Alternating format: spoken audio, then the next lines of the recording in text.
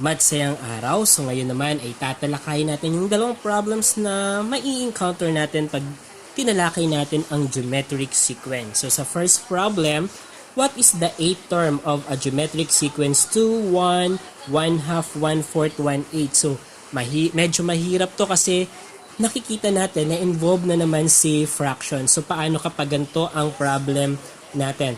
So, una, kailangan na alam natin yung formula for us to determine the eighth term of a geometric sequence, or else naman ay pwede nating i-continue lang yung pattern para makuha natin yung eighth term. Kasi first, second, third, fourth, fifth, sixth, seventh, eighth. So, tatlo na lang ang idadagdag natin, makukuha natin yung eighth term. Okay, paano ba natin makukuha yon? So, kailangan una, ma-determine natin ang common ratio ng geometric sequence na to. So, let us determine the common ratio. So, our R, so lagay natin dito. So, common ratio or our R is equal to, so the term, so let us have 1 divided by the previous term, so we have 2. So, we have 1 over 2. Then, simplify, that is equal to 1 over 2. So, ibig sabihin, ang common ratio natin ay 1/2. Okay, so next, paano kung hindi natin nakita itong bagay na to at mga fractions yung involved doon? Paano natin kukunin ang common ratio niya? So pwede nating i-compute, let's say 1/8. So 1/8 divided by the preceding term or the previous term, we have 1/4. So 1/4. And then this complex fraction, i-convert natin into multiplication. So, eto numerator natin as is. And then, yung denominator natin, kukunin natin ang kanyang reciprocal at magiging ng multiplication. So, reciprocal ng 1/4 ay 4 over 1. So, 4 over 1. And then, so, 1 and 4, 8 times 1, 8. And then, ang 4 over 8 natin, divisible by 4. So, 4 and 8, divisible siya by 4. So, divide natin by 4. 4 divide by 4, 1. 8 divide by 4, we have 2. So, we have 1/2. Ibig sabihin, ito ay equal kay 1/2. So, mapapansin mo, pareho lang din naman sila. Kaya nga siya common ratio. So, pinakita ko lang kung hindi natin nakita yung whole number at na-encounter natin ang fraction. So, paano kunin yung kanyang common ratio? Okay, so since nakuha natin yung common ratio niya, so pwede na natin siyang gawin dito. Pwede natin ituloy siya kasi 8 term, given na yung 5. So makukuha natin si 6, si 7, saka si 8. So i-continue natin. Ano po? So 1/8. So let us have 1/8. So dito natin. 1/8 times 1/2. We have 1 times 1, 1. 8 times 2, 16. So, ibig sabihin ng susunod dito ay 1 over 16. So, meron natin 1, 2, 3, 4, 5, 6. Okay, next. 1/16 times 1/2. That is 1 times 1, 1. 16 times 2, that is 32. So, next is 1 over 32. 1, 2, 3, 4, 5, 6, 7. So, last na tayo, or 8 term na. Makukuha natin next. So, 1 over 32 times 1/2. 1 times 1, 1. 32 times 2, that is 64. So, 1 over 64. Okay, so dito, pag ginawa natin ganyan, makikita na natin 1, 2, 3, 4, 5, 6, 7, 8. So, this is now the 8th term. This is now the final answer. So, yung may bilog, that is the final answer sa question natin. So, ganyan. Pwede natin gawin yung ganyan. So, paano naman kapag gumamit tayo ng formula? So, kapag formula ang ginamit natin, so, ito naman. So, 8 terms. So, ibig sabihin, a sub 8 ang kukunin natin is equal to the first term. We have 2. The common ratio is 1/2. So, nasolve natin. Our n is 8 minus 1. Okay, so 8 minus 1 siya. Okay, next, simplify. A sub 8 is equal to 2 times 1/2 raised to 8 minus 1, 7. And then, so 2 times 1 half to the 7th power, ibig sabihin yan ay 1 over 2 times 1 over 2 times 1 over 2, 1, 2, 3 pa lang yan, times 1 over 2, so 4 pa lang, 5, 6, 7. 1, 2, 3, 4, 5, 6, 7. Ayan. And then, isi-simplify natin yan. So, eto, maka-cancel out, no? So, kasi itong 2 na to ay numerator. So, maka-cancel out yan kasi 2 divided by 2 is equal to 1. And then, ang matitira sa numerator natin ay 1 times 1 times 1 times 1 times 1 times 1 times 1. That is equal to 1. And then, sa denominator naman natin ay, so eto na-cancel out kasi 2 divided by 2 is equal to 1. So, eto na lang. So, 2 times 2, 4 times 2, 8 times 2, 16 times 2, 32 times 2, 64. So, 1 over 64. So, mapapansin nyo na nakuha natin yung 164. 164. So, pareho lang ang nakuha nating sagot. So, this is now the 8th term. Okay, next naman. Okay, so the next problem ay ito.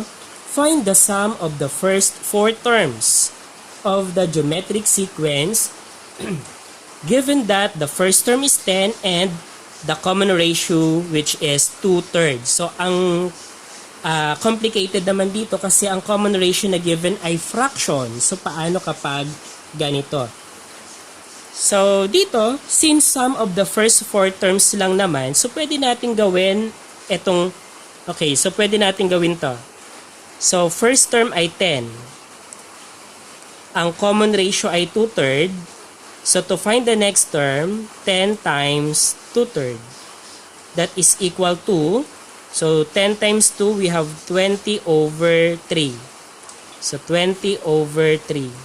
Okay, next, we have 20 over 3 times the common ratio 2/3. We have 40 over 3. So, dito we have 40 over 3. And then, next, 40 over 3. Okay, so 40 over 3 times the common ratio 2/3. We have 80 over 3. So, we have 80 over 3. Okay, ang problem natin, so nakikita na natin, first, second, third, fourth. So, andyan na ang 4 terms. Ang problem natin, sum. So, i-add natin lahat iyon. Ano po? So, paano ba natin to i-add kapag ganito? Okay, so lagay natin dito. So, 10 plus 20 over 3 plus 40 over 3 plus 80 over 3. So, paano natin siya i-add?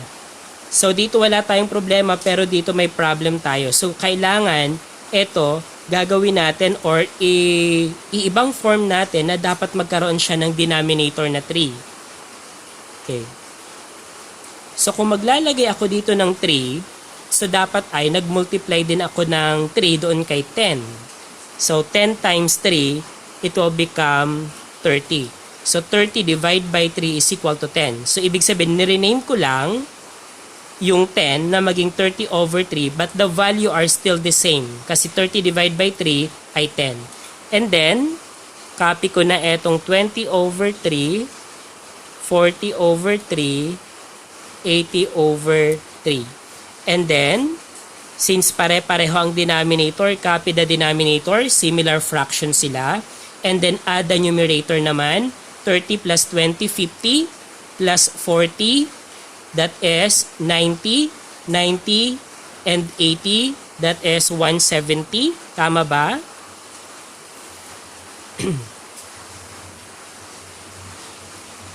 Okay, so 50, 90, okay, 170. So, ibig sabihin, the sum is 170 over 3. Okay, so tignan naman natin dito kung ganyan din ba ang makukuha natin dito kay pag ginamitan natin ng ganitong formula? So, S sub n, ibig sabihin that is geometric series. So, ilagay natin dyan. So, sum of 4 terms, so ibig sabihin S sub 4 ang kukunin natin. Ang first term natin ay given, which is 10. And then we have 1 minus our common ratio is 2/3. Okay, raised to our n is 4. Okay, all over 1 minus the common ratio 2/3. Okay, so magiging ganito ang problem natin. And then simplify. So 10. So ito ay magiging 1 minus 2/3 to the 4th power.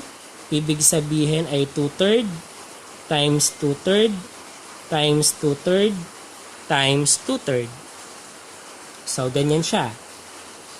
Okay, ang denominator naman natin ay 1 minus 2/3. Etong 1 ay i-rename natin na nakabatay dito sa denominator ng ating minuend. Okay, so magiging ang 1 ay magiging 3/3 kasi 3 divided by 3 is equal to 1. That is just the same sa value ng 1. Then minus 2/3. Ginawa natin yon para maging similar fraction sila. Okay, next ay we have 10.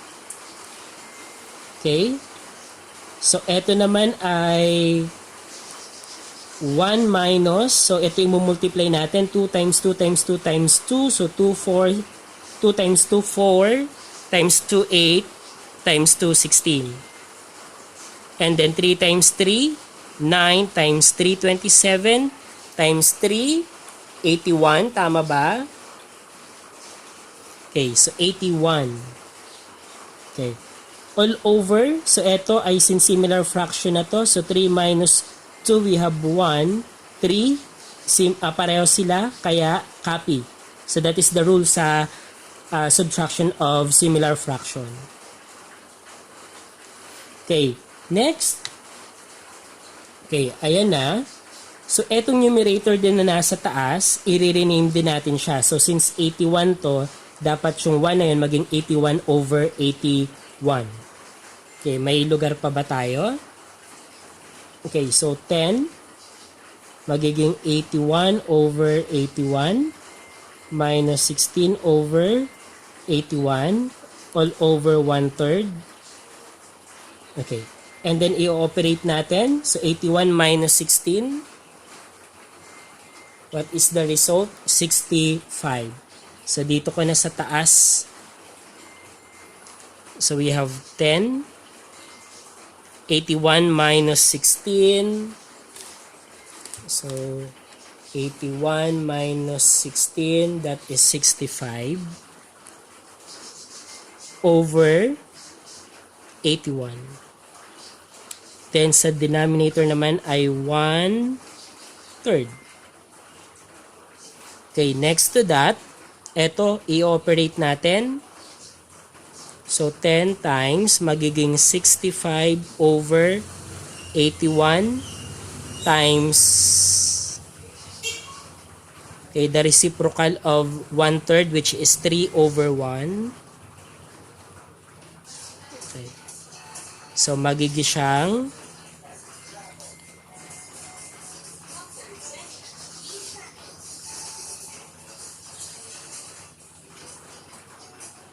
okay, so dito makikita natin yung 81 saka yung 3 divisible by ano ba siya?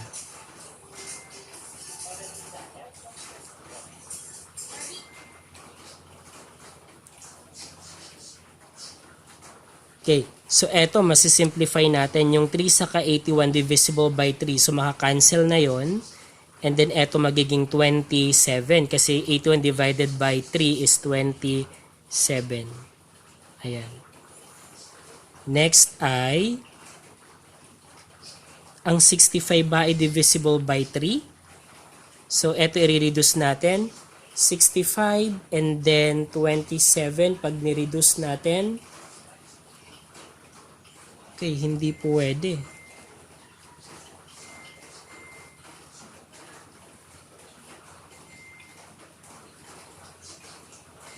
Okay, pag minultiply naman natin si 10, so 10 times 65, that is 650 over 27. So, ang 650 ba ay divisible kay... hindi. So, hindi tumugma dito sa ano natin.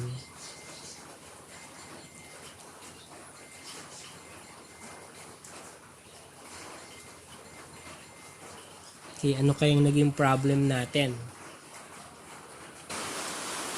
Ayan, so nakita natin na using the formula and using this one ay magkaiba yung naging result natin. So, suriin natin kung saan tayo nagkamali. Pero nakita ko na kung saan tayo nagkamali. So, the answer for the final answer must be 650 over 27. So, ito na ang magiging final answer natin. At yan ang tama. Ano po? Kasi 10 times 65 is 650 and then over 27. So, eto na yung naging sagot natin. So, yung 3 saka yung 81 kasi na-cancel out, divisible by 3. So, divide by 3, 1. Divide by 3, 27. Then, 65 times 10, 650 over 27. Then, ang 650 saka 27 ay reduced form na. Okay, tignan natin bakit hindi nag-match kay 170 over 3. Ibig sabihin kasi nagkaroon tayo ng pagkakamali dito sa part na to. So, tignan natin kung ano yung pagkakamali. So, eto, nasuri ko na. So, nung ginawa natin yung geometric sequence, nagkaroon tayo ng pagkakamali sa concept, no? So, 10 times 2/3, tama naman to. So, 10 times 2/3, numerator times numerator, we have 20. Ang 10, ang denominator niyan ay 1. 1 times 3, 3. So, eto tama to. So, tama tayo dito. Kaya yung sumunod na term, 20 over 3 times 2/3. 20 times 2, 40. 3 times 3, ang nailagay ko dito kanina ay 3. Diba? Mali yun. Kasi 3 times 3, that must be 9. So, eto, 40 over 9 dapat ito. Okay, so we must be careful. Sorry. Okay, so yan. So, kaya kailangan maging careful tayo. Okay, next ay 40 over 9 na ito dapat. And then 40 times 2, 80. Then 9 times 3, 27. So, ito naman ay 80 over 27 dapat. Ayan. So, kung ganon, i-add natin to since 4 terms. So, ito ay 3. Ito dapat ay 9. Ito dapat ay 27. Okay. Next. So, adding. So, 3, 9, 27. So, ano dapat ang ano natin? Maging denominator natin. Ang denominator natin dapat ay 27. Kasi yung 9, yung 3, ang magiging LCD natin ay 27.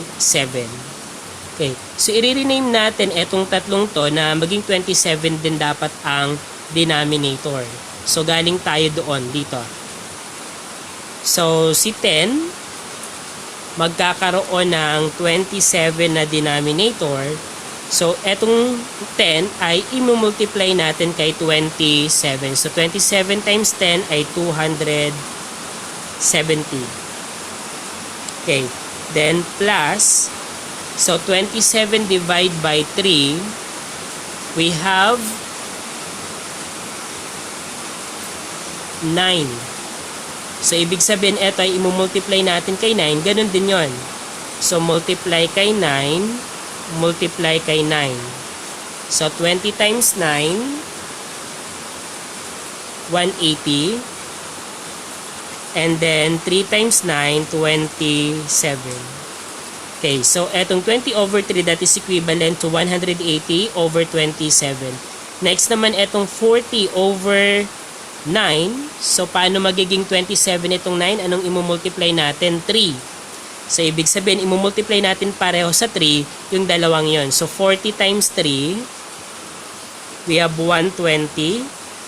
And then, 9 times 3, 27. Okay, plus, ito naman ay, okay na to, kasi 27 ang denominator. So, nirename natin yung mga terms na yon kasi dapat maging similar fraction sila. So 27, 27, 27, 27 ang denominators. Okay, then since pare-pareho si denominator, similar fraction na sila, copy 27, and then i-add na lang natin yung numerator natin. So 270 plus 180 plus 120 plus 80. So we have 650. Okay, so yan. So 650 over 27, 650 over 27. So gamit ito. So dalawang way. So yan ang pwede natin maging guide para masagutan natin ng tama yung problem na nasa ating modules. Thank you!